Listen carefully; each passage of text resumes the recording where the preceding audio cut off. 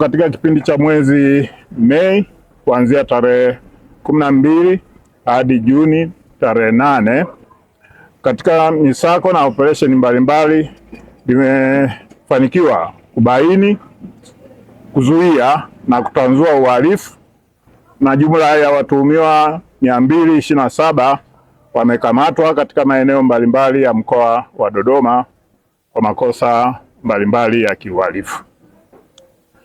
Kati yao 227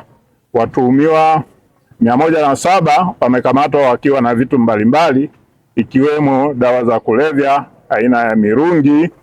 kilo 52, bangi kilo 3.5, pombe ya moshi lita 300, mali zilizokamatwa ambazo ni za wizi TV 18 zenye ukubwa tofauti, mafuta ya diesel lita 115, taa za ukutani 76, hita 10, sinki za chooni 7, feni 5, friji 7, washing machine 3, simu 13 za aina tofauti, koini za kuchezea bahati nasibu 662, mabati yenye ukubwa wa geji 28 mali ya shule ya msingi Kiegea Mpwapwa, vocha za mitandao ya simu mbalimbali yenye thamani ya shilingi milioni 4.5 laki, pikipiki 21 pamoja na nyara za serikali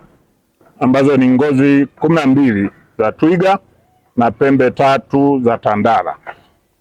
Aidha, watuhumiwa 14 wanaojihusisha na biashara ya ukahaba wamekamatwa maeneo mbalimbali.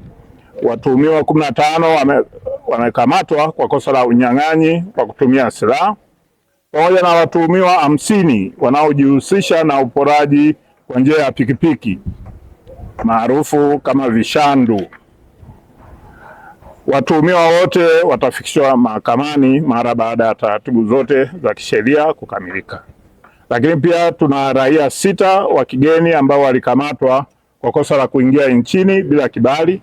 na hawa pia wamekabidhishwa katika mamlaka husika ili hatua za kisheria ziweze kufuata. Vilevile, kwa upande wa kikosi cha usalama barabarani kimefanikiwa kudhibiti ajali za barabarani kwa kukamata makosa 11,725 ambapo yaliandikiwa fine na kulipwa. Pia madereva 2 wa mabasi yaendayo mikoani wamefutiwa leseni kwa makosa ya mwendo kasi, ulevi, kuendesha kwa uzembe na kusababisha ajali za majeruhi na vifo. Kwa upande wa mafanikio wa kesi za mahakamani, jumla ya washtakiwa 14 walihukumiwa vifungo mbalimbali jela kutokana na makosa walioyatenda